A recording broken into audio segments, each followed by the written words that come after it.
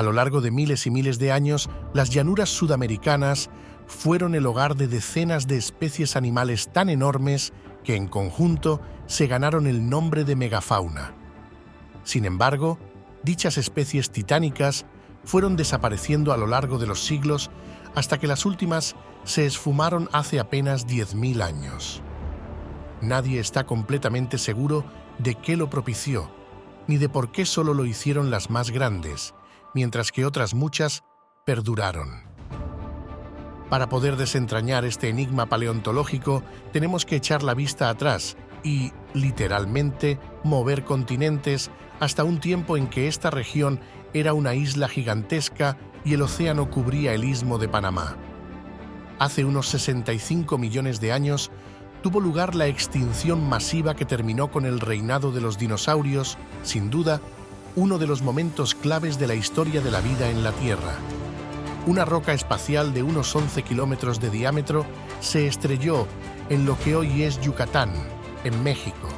El choque dejó un cráter de más de 180 kilómetros de diámetro y además de arrasar parte de la superficie y originar inmensos tsunamis, desencadenó abruptos cambios climáticos que se prolongarían cientos de años. Cerca del 75% de los géneros biológicos del planeta perecieron por ello. No obstante, cada vez que ha tenido lugar uno de estos, algunas de las especies supervivientes acaban apropiándose de los nichos ecológicos que dominaban las que desaparecieron. Asimismo, surgen otras nuevas. De este modo, el vacío dejado por los dinosaurios en los ecosistemas terrestres fue rápidamente ocupado por los mamíferos. Esta toma de poder ocurrió de una forma muy peculiar en América del Sur, que había permanecido separada de otras masas continentales durante mucho tiempo, desde que comenzó a alejarse de África hace entre 150 y 120 millones de años. En ese espléndido aislamiento, tal como lo denominan algunos expertos, la evolución fue moldeando algunas especies animales sorprendentes, exclusivas de aquella zona del mundo. Entre los mamíferos nos encontramos, por ejemplo, con los edentados o xenartros, hoy representados por los armadillos, los osos hormigueros y los perezosos. También aparecieron distintas variedades de marsupiales, entre ellos los antecesores de las actuales zarigüeyas. Los marsupiales son sobre todo conocidos por los originarios de Australia, como los canguros o los koalas. Se trata de mamíferos, pero con la particularidad de que las crías, tras el nacimiento, terminan su desarrollo fuera del vientre materno, en una bolsa o marsupio. Pues bien, la evolución de estos animales en Sudamérica es tan o más fascinante que la que se dio en la mencionada Australia. Fueron muy diversos, y entre ellos se cuentan desde especies pequeñas, no muy distintas de las ratas canguro, hasta notables depredadores como los boriénidos, que vivieron en el Mioceno hace entre 24 y 16 millones de años, y los tilacosmílidos, que desaparecieron durante el Plioceno hace aproximadamente 3 millones de años. Estos contaban con unos colmillos tan largos como los de los tigres de dientes de sable. Entre los citados edentados, florecieron tres grupos de animales bastante diferentes entre sí. Se trata de los osos hormigueros, con largos hocicos adaptados para alimentarse de insectos, los armadillos, provistos de una armadura en el lomo, y los perezosos. A lo largo de sus 60 millones de años de historia evolutiva, surgieron muchas variedades, algunas de ellas enormes, ciertamente representativas de esa megafauna sudamericana. Así, entre los parientes extintos de los actuales armadillos, que no suelen superar los 75 centímetros, nos topamos con los gliptodontes, que alcanzaban los 3 metros de largo y superaban el 1,5 metros de altura.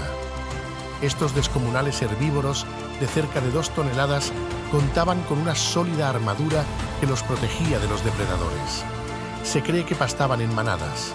También sorprenden por su llamativo tamaño los megaterios, unos perezosos terrestres de 3 toneladas y más de 6 metros de largo, y los milodontes, emparentados con los anteriores, que medían más de 2 metros hasta la cruz. Al igual que los primeros, podían alzarse sobre sus patas traseras y contaban con imponentes garras que empleaban sobre todo para cavar en busca de alimento. De hecho, estas eran tan grandes que les impedían apoyar por completo las extremidades en el suelo. Se trataba, pues, de animales lentos, pero el aislamiento espléndido llegó a su fin cuando se completó un proceso geológico que comenzó en el norte de Sudamérica hace unos 20 millones de años. El puntapié inicial fue un movimiento de placas tectónicas que derivaría en la creación de un arco volcánico en la actual Panamá. Los volcanes se hicieron islas y surgieron puentes terrestres entre ellas, hasta que hace unos 3 millones de años se formó un istmo de no más de 60 kilómetros. Este acabaría conectando la gran masa de tierra meridional con el continente situado más al norte y dando origen a los océanos Atlántico y Pacífico. El istmo de Panamá facilitó que muchas especies que estaban separadas entraran en contacto, en un fenómeno conocido como Gran Intercambio Biótico Americano. Fue un proceso que ocurrió durante un largo periodo de tiempo en el que se dieron diferentes pulsos migratorios. Ello sugiere que tales desplazamientos no se deben únicamente a la aparición de una conexión terrestre, sino que también influyeron las alteraciones ambientales. Tal intercambio es considerado un gran experimento natural. El registro fósil nos muestra que, aunque al principio las cosas se sucedieron de forma balanceada, el resultado final fue asimétrico. Esto es, a Sudamérica llegaron numerosos animales procedentes del norte, mientras que fueron relativamente pocos los que se desplazaron hasta allí desde el sur. Queríamos entender mejor a qué se había debido y encontramos que en ello jugó un papel clave la mayor proporción de extinciones que se dio entre los mamíferos sudamericanos. En el continente, la mayor cantidad de fósiles en ese periodo provienen del sur, especialmente de la región de La Pampa, en Argentina. De ello podemos suponer que muy posiblemente esta alta pérdida de especies ocurrió en esa zona. Aún no sabemos con certeza cuál fue la causa de las citadas extinciones, aunque lo más probable es que en ellas intervinieron varios factores. No es fácil determinar por qué desaparecieron los mamíferos gigantes sudamericanos. A diferencia de lo sucedido tras la colisión que terminó con los dinosaurios y en otras extinciones masivas, en este caso solo perecieron los animales de mayor tamaño. Unas 70 especies se fueron y solo dejaron sus fósiles. En ese momento, las temperaturas estaban descendiendo en todo el mundo y en la zona meridional de Sudamérica se habían expandido los pastizales. Fue un tiempo de cambios ambientales importantes. Además, los animales procedentes de Norteamérica pudieron tener un rol importante en todo ello.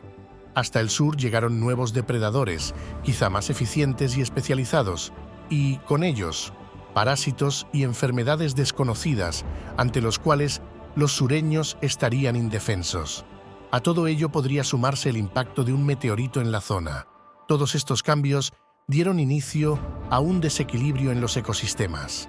Para comprender por qué sucedió y cómo llevó a la desaparición de las grandes especies, es preciso tener en cuenta que en los sistemas ecológicos complejos los organismos no están aislados, sino que existe una interacción vital entre bacterias, plantas, animales. Todos ocupan y aprovechan cada aspecto de la parte inorgánica del ecosistema, que sería el paisaje, desde sus rocas a sus ríos. Un pequeño cambio en esos componentes, incluido el clima, los lleva al desequilibrio. Pues bien, en el Plioceno, la biodiversidad en Sudamérica se redujo en un 52%. Las especies incapaces de adaptarse a los cambios en el entorno se quedaron en el camino. En ocasiones, tales cambios llegan, por así decirlo, como caídos del cielo. Hace unos 3 millones de años, el choque de una roca espacial se unió a la fiesta de despedida de la megafauna. Se cree que el meteorito se estrelló en lo que hoy es la costa de la provincia de Buenos Aires. Los expertos estiman que debió de dejar un cráter de unos 20 kilómetros de diámetro. El encontronazo suscitó importantes alteraciones en el entorno, especialmente en las grandes planicies de lo que hoy es la Pampa Argentina, la zona donde más se aprecia esa reducción en la biodiversidad de la que hablábamos antes. El choque debió de tener consecuencias a escala regional, no global. Los datos disponibles nos permiten plantear la existencia de una coincidencia entre este suceso y la extinción de numerosos taxones típicos de la fauna sudamericana de la región. Todos estos eventos que hemos ido enumerando se fueron concatenando para llevar a la extinción a decenas de especies autóctonas de la megafauna de América del Sur. La situación se prolongó durante cientos de miles de años, un lapso en el que numerosos animales procedentes de Norteamérica fueron penetrando en casi todos los ecosistemas meridionales. En aquellas migraciones encontramos incluso algunos gigantes, como los mastodontes, cuya apariencia recuerda a la de los elefantes y los mamuts, y distintas variedades de tigres de dientes de sable. De hecho, los depredadores recién llegados de las zonas norteñas, caso de los zorros y algunos osos, poseían una dentición más especializada y cerebros de mayor volumen que los de sus competidores, y por entonces los cazadores marsupiales de grandes colmillos ya habían desaparecido. Los mamíferos gigantes nativos del sur se convirtieron en unas presas muy apetecibles. La megafauna quizá podría haber sobrevivido a los cambios climáticos que se dieron a finales del Pleistoceno, hace unos 10.000 años, pero seguramente a costa de un declive de las poblaciones. Aquí hay que considerar cuestiones propias de la biología de los linajes. Los xenartros, que dominaban la mencionada megafauna, eran animales con pocas camadas al año. Además, tenían igualmente pocas crías en cada una de ellas. Seguramente eran longevos, su maduración sexual debía de ser tardía y su densidad poblacional baja. Ante este escenario, la muerte de los especímenes más jóvenes, objetivos más fáciles de atacar que los adultos, tendría un gran impacto en el reemplazo generacional.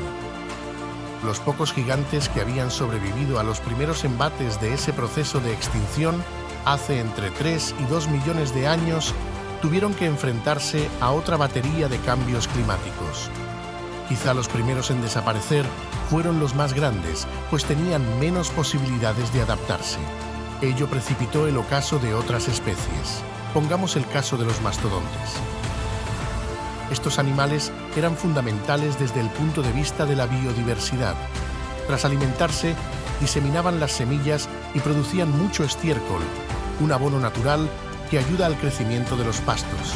Sin duda, su pérdida afectaría a la supervivencia de distintas plantas que, a su vez, servían de alimento a los gliptodontes y megaterios, animales que también cumplían su función en otros aspectos del ecosistema. El golpe de gracia para la megafauna fue la aparición de un animal único capaz de modificar el entorno a gran escala, el Homo sapiens. Nuestros ancestros evolucionaron hace unos 300.000 años en África, desde donde se expandieron por todo el mundo. Hace quizá 20.000 años llegaron a América. No hay pruebas de que los humanos fueran los responsables directos de la extinción de la megafauna. No parece probable que aniquilaran todas las especies así consideradas, pero su impacto en los ecosistemas es innegable y su presencia seguramente impidió su recuperación.